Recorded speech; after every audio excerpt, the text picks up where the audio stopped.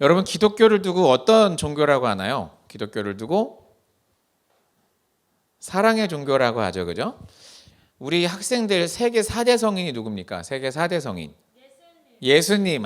예수님, 부처님, 공자님, 소크라테스. 그죠? 세계 4대 성인이라고 하는데 이게 뭐 그렇게 막 전 세계에서 공통으로 쓰이는 세계 4대 성인은 아니래요. 독일에서 한 학자가 발표를 했고 일본에서 해서 아시아계에서 뭐 세대 4대 성인을 많이 말한다고는 합니다만, 자, 아무튼 세계 4대 성인이 있어요. 그런데 한번 생각을 해봅시다. 세계 4대 성인은 왜 4대 성인일까요? 만약에 예수님이, 한번 생각해 봅시다. 4대 성인이라 하면 소크라테스, 공자, 부처, 예수는 세상의 철학과 어떤 윤리와 사상을, 철학과 사상을 아주 크게 바꾼 사람들이기 때문에 4대 성인이라고 불리지 않겠습니까? 그죠? 맞습니까? 그런데 만약에 예수님이 예수천당 불신지옥, 예수님을 믿어야 천국에 간다는 그 구원론만 예수님이 전하신 분이라면, 예수천당 불신지옥에 대한 이야기만 예수님이 하셨던 분이라면 4대 성인에는 애매할 수가 있습니다. 제가 무슨 얘기하는지 아세요? 이 세상의 수많은 종교들은 어차피 구원을 이야기하거든요. 그런데 예수님은 구원만 말하신 게 아니라 무엇을 말씀하셨다? 우리 인간이 살아가는 인간의 본성과 윤리에 대해서도 어마어마하게 많은 말씀을 해주셨고, 예수님의 그 사랑의 극치, 그것이야말로 인간 세상을 바꿀 만한 놀라운 사상과 철학이다 라는 거죠. 왜 이런 말을 하냐? 우리가 함께하고 있는 이 크리스찬이라는, 예수를 따른다는 삶은, 예수 그리스도를 따른다는 삶은, 예수 믿고 천국 가는 것은 기본 전제로 바탕에 있어야 하지만 그것과 함께 우리가 이 땅에서 하나님 나라를 만들어 가야 한다는 사실이고, 그 하나님 나라를 만들어가는 과정이 세상 사람들이 볼 때는 윤리와 도덕과 사상과 철학으로 이해될 수 있는 부분이라는 거예요. 이게 무슨 말이냐? 오늘 우리가 나눌 말씀이, 제가 몇 주간 동안 무슨 얘기를 했냐면, 하나님께서 지혜로운 자는 어떤 자냐, 그죠? 지혜로운 자는 이런 사람들입니다. 그리고 어리석지 않은 사람들은 이런 사람들이라 해서 여러 가지 지혜로운 것이 무엇인가 나눴고, 또 지혜롭지 못한 것 중에 술에 대한 이야기를 나누면서 무엇이 지혜롭고 하나님이 원하시는 삶인가에 대한 이야기를 했어요. 그죠? 그러면서 21절 같이 읽어볼까요? 시작. 그리스도를 경외함으로 피차 복종하라. 지금 이 앞에 나왔던 수많은 이야기들이 정리가 되면서 마치 이게 고리처럼 그동안 예수 그리스도를 따르는 삶, 지혜로운 삶, 성령과 함께하는 삶을 이야기하다가 이것이 마치 고리가 되면서 그리스도를 경외함으로 피차 복종하라는 말씀에 이어서 세 가지 인간관계가 나옵니다. 세 가지 인간관계. 첫 번째 부부입니다. 그리고 두 번째는 부모와 자녀. 세 번째는 상관과 종입니다. 그런데 이 세 가지 인간관계를 밝힘에 앞서서 놀라운 단어는 21절에 피차 복종이라는 말입니다. 이 피차 복종이란 말이 없으면 어떤 흔한 이야기가 될 수도 있을 텐데, 물론 이 뒤에 나오는 이야기들도 놀랍지만 이 피차 복종이란 말은 애초에 우리가 상상할 수 없는 이야기입니다. 예를 들면 지금 제가 말한 세 가지 관계에서 피차 복종이 인정이 됐나요? 지금 우리가 살고 있는 시대는 아주 인권에 대한 부분들이 민감한 시대지만 이 고대 사회 2000년 전에 부부의 평등, 부모와 자녀의 피차, 종과 상관의 피차 관계가 인정이 되는 시기일까요? 그렇지 않습니다. 예수님께서는 놀라운 사랑으로 이 경계들을 허무셨고, 이것을 바울은 구술하여서 이것을 넓게 우리가 알기 쉬운 단어들로 풀어서 설명을 해줬습니다. 그래서 오늘부터 이 세 가지 관계에 대해서 설명을 하는데, 그 중에 첫 번째 관계 바로 부부에 대한 이야기입니다. 자, 22절을 한번 보겠습니다. 22절 시작. 아내들이여 자기 남편에게 복종하기를 주께 하듯 하라. 예. 우리 미혼이 많으시니까 미혼이신 분들은 현재의 부부 관계를 그릴 수가 없잖아요. 앞으로 내가 이런 놈이랑 결혼하면 되겠구나. 이렇게 생각을 하시면서 말씀을 같이 들어주시면 좋겠어요. 자, 일단 시작부터 요즘 트렌드하고 아주 맞지 않는 거북스러운 단어가 나왔습니다. 아내가 남편에게 복종하라. 요즘 그 여권 신장에 대한 운동을 하거나 페미니스트라든지 페미니즘이라든지 혹은 사실은 성평등을 배우고 있는 초등학교 교실에만 가도 이런 단어는 용납이 안 됩니다. 이것은 자명한 현실입니다. 그죠? 학생들 그쵸? 자, 아내들이여 남편에게 복종하라. 이거 교실에서 말할 수 있어요? 헛웃음을 짓고 있는데 우리가 살고 있는 현재의 세상은 이런 단어들은 용납이 되질 않습니다. 심지어는 어떤 이런 얘기도 들었어요. 주례를 볼 때 이 구절을 읽어주면 신부들이 얼굴을 가로짓거나 아니면 애초에 이 에베소서 말씀을 주례의 본문으로 올릴 수 없다고 하더라고요. 요즘 이 단어가 주는 불쾌함이 이 단어가 주는 이런 생각을 하는 거죠. 구시대적 발상이며 구시대적 언어다. 그래서 이거를 뭐 순화하면 순종 혹은 뭐로 좋은 표현이 뭐가 있을까요? 이런 표현도 있어요. 이거를 이제 더 메시지에서는 이렇게 해석을 했어요. 아내 여러분, 그리스도를 지지하는 것처럼 남편을 이해하고 지지해 주십시오. 이렇게 말을 하고 있긴 해요. 그러니까 이해하고 지지하라는 어떤 단어적 표현이 이 시대적 용어로 복종이란 말로 쓰였을 것이다. 이렇게까지 해석하는 분들도 있더라고요. 자, 자매 어떻게 생각하세요? 마음에 드세요? 존중. 존중 정도로 타협했으면 좋겠다. 사실 마지막 절에 존중이라는 단어가 나오긴 하는데 그럼 이 복종이라는 단어가 뭐냐 할 때 복종이라는 단어를 지금 생각하면 조금 당황스러운 단어일 수 있지만 이 단어를 그 당시 분위기로 한번 생각을 해보자고요. 그 당시 분위기가 어땠냐? 우리 학생들 혹시 남아선호 사상이라는 거를 들어보셨어요? 들어는 봤는데 실감을 해요? 실감 못하죠? 이게 어느 세대에서 사라졌어요? 저희 부모님 세대. 저희 부모님 세대까지는 남아선호 사상이 있었어요. 이게요 300년 전 이야기가 아니고 3000년 전 이야기가 아니고 불과 몇십 년 전만 해도 이 대한민국 땅에서도 남자아이가 아니면 취급하지 않았던 그런 시대가 있었어요. 맞습니까? 유대인들은 어떻게 생각했냐? 유대인들의 그 감사 구절 중에 주님 제가 여자로 태어나지 않아서 감사합니다라는 고백이 있어요. 그리고 성경에 여자의 인원수를 카운트하지 않는 것은 아주 우리가 흔히 알고 있는 이야기예요. 그죠? 자, 고대 사회도 그렇고 근대 사회에서도 남자아이가 선호됐던 것은 당연한 일이었어요. 왜냐하면 남자는 곧 노동력의 상징이었잖아요. 그런데 지금 이 로마 시대, 헬라 문화 속에 있는 이 로마 시대는 어땠냐? 여성의 가치가 어땠을까요? 높지 않았던 것은 당연합니다. 심지어는 이 부부관계가 어느 정도였냐면 잘 사는 집일수록 제가 말했잖아요. 로마의 타락들을 잘 사는 집일수록 결혼관계는 정략적 관계에 많이 있는 거죠. 가문을 잇거나 그리고 여자의 관계보다는 여자를 그러니까 남편과 아내가 어떤 부부의 생활을 이야기보다는 어떤 사회적인 관계와 필요에 의해서 결혼을 했을 뿐이고 쾌락 혹은 부부가 가져야 될 애정과 쾌락은 어디서 얻어요? 제3의 누군가에게서 얻는 것이 장려되던 게 헬라 문화입니다.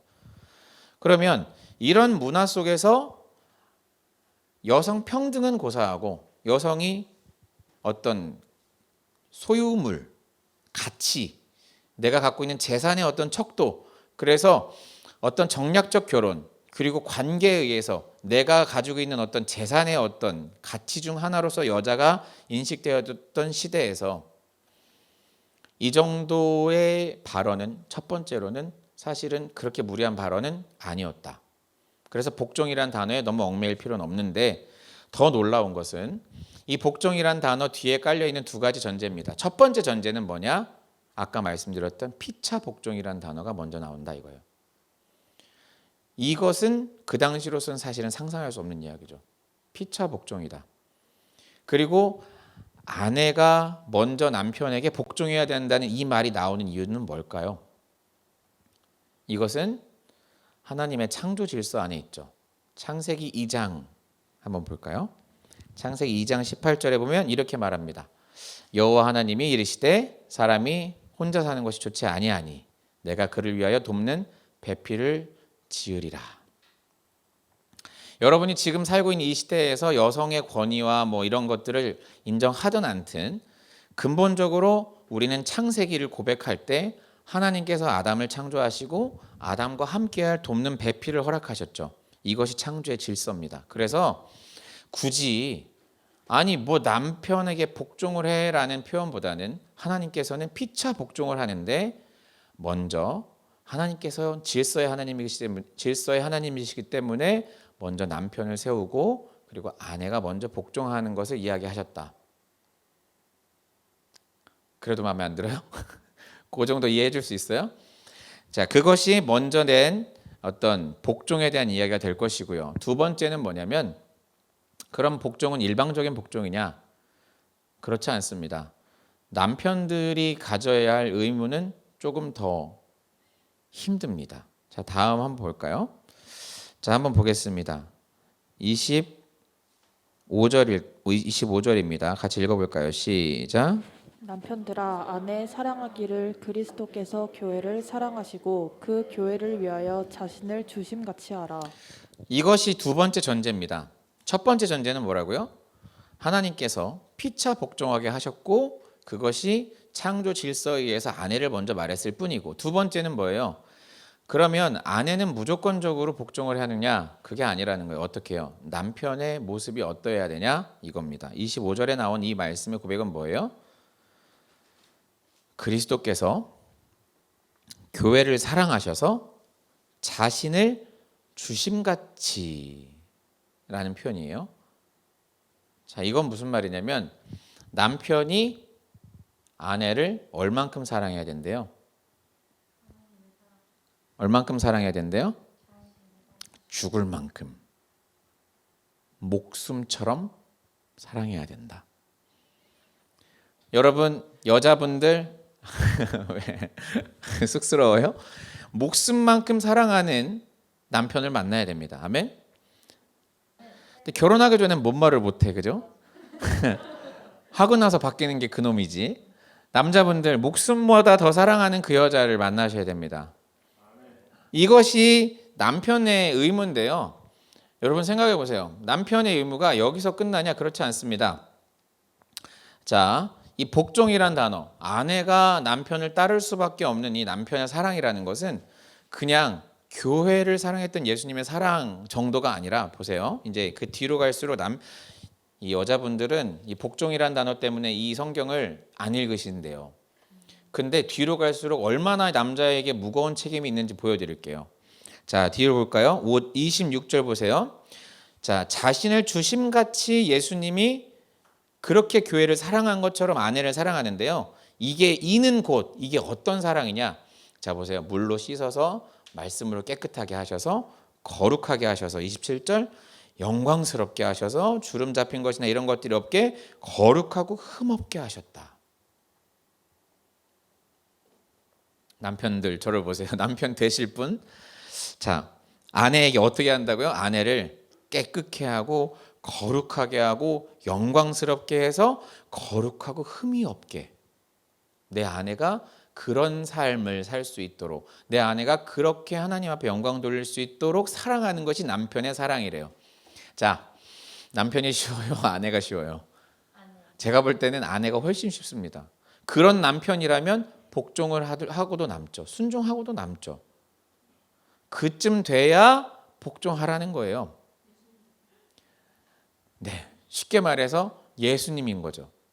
그런데 이게 돼요, 안 돼요? 현재 형제 돼요, 안 돼요? 우리 된대. 아, 역시 멋진. 야, 여자친구가 혹시 여기 이거 여자친구한테 녹음해서 보여드리고 싶은데 이게 돼요, 안 돼요? 우리가 예수님이에요? 아이고, 나도 감정이 저도 쉽지 않죠. 그래서 이 다음 절에 뭐라고 표현을 하냐? 안 되니까 이렇게 해요. 이와 같이 같이 한번 읽어볼까요? 시작. 이와 같이 남편들도 자기 아내 사랑하기를 자기 자신과 같이 할지니 자기 아내를 사랑하는 자가 아멘. 그러니까 그만큼 안 되면 예수님처럼 할 수 없잖아요. 예수님처럼 안 되니까 얼만큼이라도 하라고요? 야, 네 몸 챙기는 것만큼 와이프한테 해라.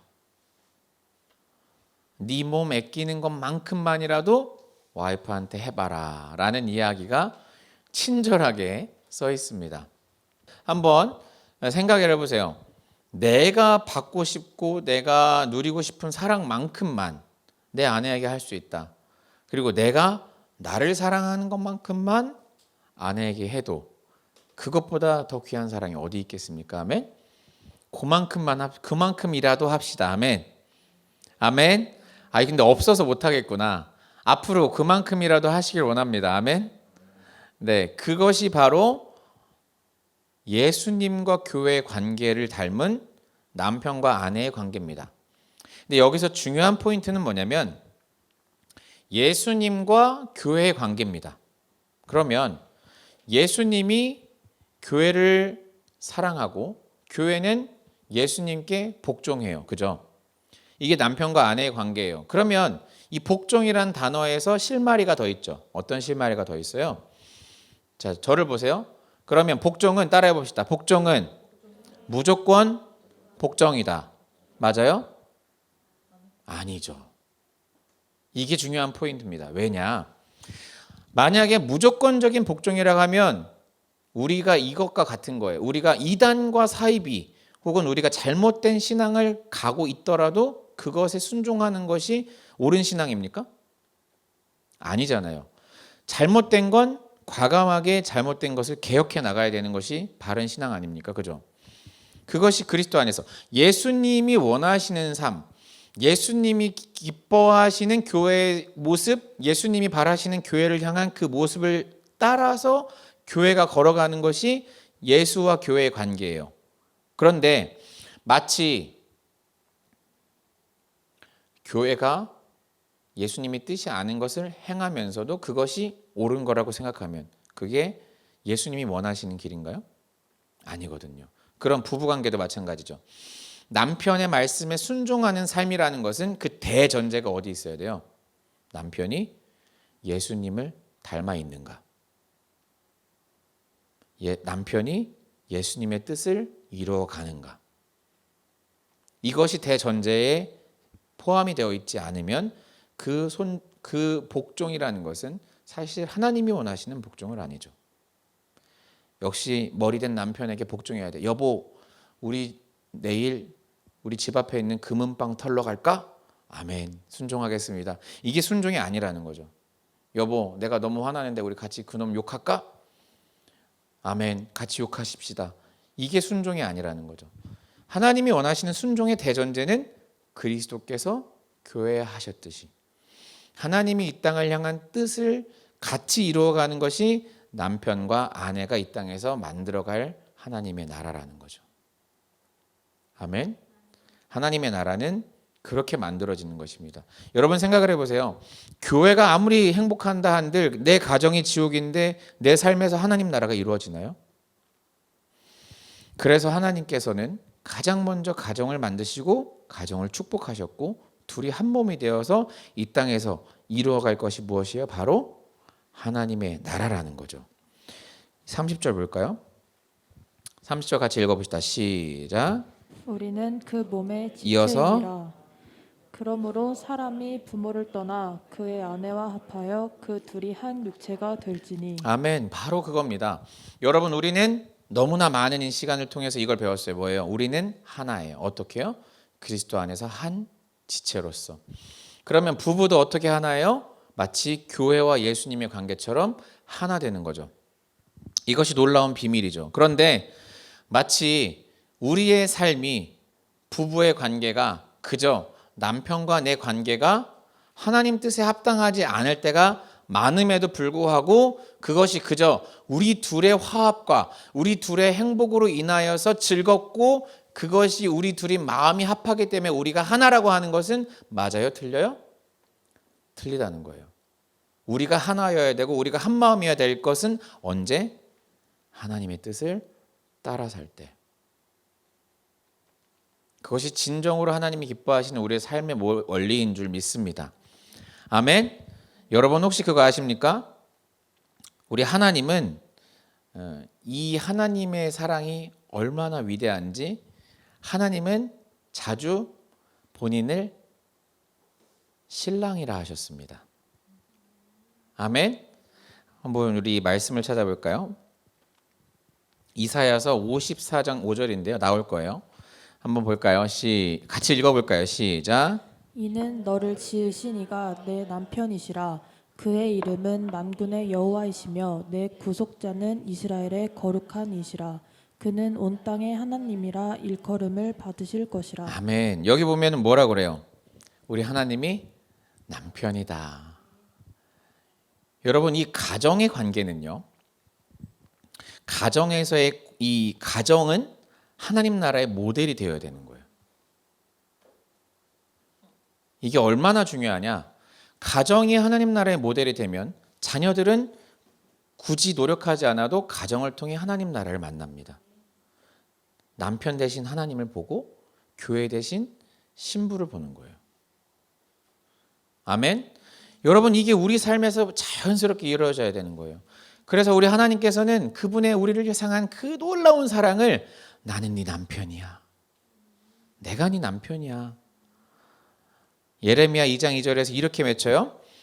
예루살렘의 귀에 외칠지니 여호와께서 이같이 말씀하시기를 내가 너를 위하여 내 청년의 때의 인애와 내 신혼 때의 사랑을 기억하노니.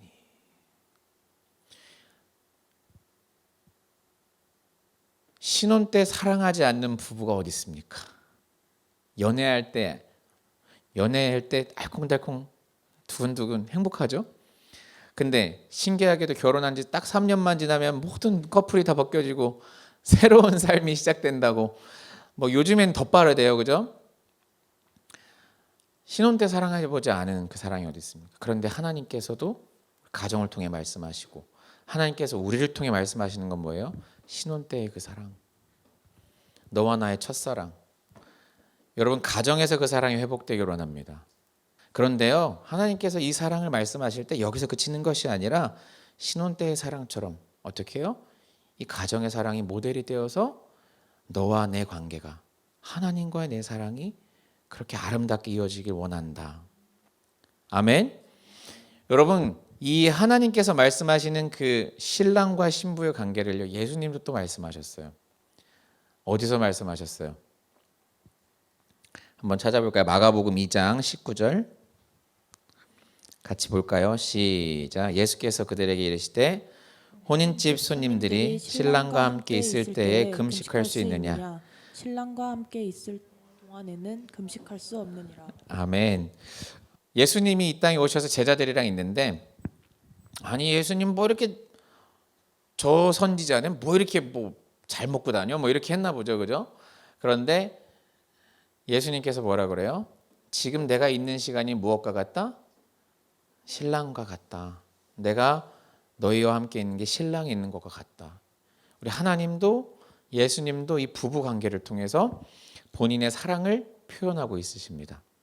여러분 남편의 사랑이라는 것은 이 남편이 짊어져야 될 사랑의 무게라는 것은 가벼운가요? 무거운가요? 현재 형제 목사님께서 엄청 무겁네요라고 하셨는데 우리 현재 형제 결혼하시겠어요? 아 이럴 줄 몰랐죠. 사실 저도 몰랐어요. 하고 살다 보니까 그렇더라고요. 여러분, 바울이 고백했던 이 시대의 이런 고백은 아마 우리가 지금 느끼는 이 충격보다는 훨씬 강렬했을 겁니다. 아니, 부부관계가 그런 거라고? 부부관계가 그런 거라고 아마 생각했을 겁니다. 그리고 여러분, 제가 이 강단을 통해서 여러 번 얘기했지만 이 하나님께서 바꾸어 주신 예수 그리스도를 통해서 바꿔버린 생각과 철학과 윤리와 사상이 바뀌어버린 그리스도인들을 통해서 로마 시대에 그나마 정조와 지조와 그들의 아름다운 문화들, 그러니까 그 헬라 문화의 그 엉망진창인 헬라 문화 속에서 아름다운 문화는 그리스도인의 문화밖에 남지 않았다. 뭘 세상의 어떤 아트, 예술의 관계가 아니라 우리가 알고 있는 이 도덕과 거룩함과 성결함과 윤리의 관계는 사실은 그리스도인들이 지켜왔습니다. 여러분, 이 혼탁한 세상 속에서도 이 헬라 문화보다는 덜한 것 같지만, 육체적으로는 덜한 것 같지만 정신적으로는 훨씬 혼미한 시대를 사는 우리에게도 이런 놀라운 영적인 지조와 순결함이 있어야 되는 줄 믿습니다. 여러분, 우리 이 시대를 살아가는 우리가 로마 시대보다 나은 것은, 더 괜찮은 것은 핍박이 없는 것 정도. 이 핍박은 우리가 육체적으로 받지 않고 이제는 정신적인 핍박과 우리가 어떤 사상적 핍박과 우리가 이제 너 예수 믿으면 감옥에 가둬 하는 시대가 아니라 예수 믿는 것으로 인한 스트레스와 내 삶의 불편함과 그 다음에 앞으로 가면 갈수록 적그리스도로 인해서 우리가 더 어려운 시대를 살아가게 되겠지만 지금 사는 시대는 녹록하진 않지만 그래도 그리스도인의 가치를 세워가며 세상에서 말하는 야 요즘 다 그렇게 사는 거 아니야, 불륜이 당연한 것 같은 드라마들이 나오고 그것이 당연한 것 같은 시대를 살아가는 우리들이 아니라 그럼에도 불구하고 하나님의 가치를 세워가는 놀라운 은혜를 체험하는, 그래서 가정에서 먼저 하나님 나라가 세워지는 우리들의 삶이었으면 좋겠습니다. 저는 이 하나님의 사랑을 생각하면서 이렇게 고백을 좀 하고 싶습니다. 하나님께서는 늘 그 사랑하는 자녀들, 우리 백성들을 향하여 내가 너의 신랑 된다는 고백을 하셨는데 오늘은 아내에 대한 이야기보다는 남편에 대한 이야기를 많이 하게 되는데 이 남편에 대한 고백을 저는 이렇게 마무리하고 싶습니다. 남편은 어떤 존재인가? 제가 조금 쉽게 가고 있는 건 맞아요. 왜냐하면 성경 그대로 가고 있는 건 맞아요. 왜냐하면 이 외에 다른 성경 구절 말고는 여기에서 나오는 이 성경 구절에서 아내는 뭐만 하면 돼요? 순종만 하면 돼요. 그럼 제가 남편에 대한 말이 많을 수밖에 없죠. 다 남편 얘기잖아요. 남편은 어떤 존재여야 되냐? 저는 남편은 장막 같은 존재여야 된다고 생각을 합니다. 하나님 같은 존재는 꿈도 못 꾸고 하나님을 닮아가야 하지만 남편이라 함은 장막이었으면 좋겠다. 어떤 장막? 비를 막아주고 추위와 더위를 막아주고 아내와 가족들이 온전히 하나님의 뜻을 바라볼 수 있는 삶을 사는 사람이었으면 좋겠다. 그런 우상 같고 장막 같은 존재가 남편이었으면 좋겠다. 아멘. 남편은 어떻게 살아야 된다? 저는 남편을 생각하면서 이렇게 생각을 했어요. 고린도전서 13장 4절부터 7절에 나오는 말씀. 남편은 오래 참고, 남편은 온유하며, 남편은 시기하지 아니하고, 남편은 자랑하지 않고, 남편은 교만하지 아니하고, 남편은 무례하게 행동하지 않고, 남편은 자기의 유익을 구하지 아니하고, 남편은 성내지 아니하고, 남편은 악한 것을 생각하지 아니하며, 남편은 불의를 기뻐하지 아니하며 진리와 함께 기뻐하고, 남편은 모든 것을 참으며 모든 것을 믿으며 모든 것을 바라며 모든 것을 견디느니라. 남편이 이렇게 되면 나머지는 다 해결됩니다. 그런 남편이라면 아내는 순종할 수밖에 없고 그런 남편이라면 자녀들은 행복하게 아빠를 따를 수밖에 없겠죠. 남편의 모델은 세상이 아니라, 남편의 모델은 TV에 나오는 양육 프로그램의 연예인이 아니라 남편의 모델은 예수님이어야 됩니다. 그것이 하나님 나라의 비밀이고, 그것이 하나님 나라가 가정에서 세워지는 비밀입니다. 나머지는 남편이 그렇게 세워지면 자동으로 해결됩니다. 이 놀랍고 신비로움 속에 저도 남편이네요. 네, 멀리서 아내가 오빠는 잘하고 있냐고 그렇게 물어보는 것 같은데, 우리 33절 마지막 절인데 같이 읽을까요? 시작. 그러나 이게 그러나인데요. 이게 그러므로라고 하셔도 됩니다. 그러므로 너희도 각각 자기의 아내 사랑하기를 자신같이 하고 아내도 자기 남편을 존경하라. 가정은 하나님 나라의 시작입니다. 그런 남편을 만나시길 원합니다. 그런 아내를 만나시길 원합니다. 그런 가정이 되길 원합니다. 같이 기도하겠습니다.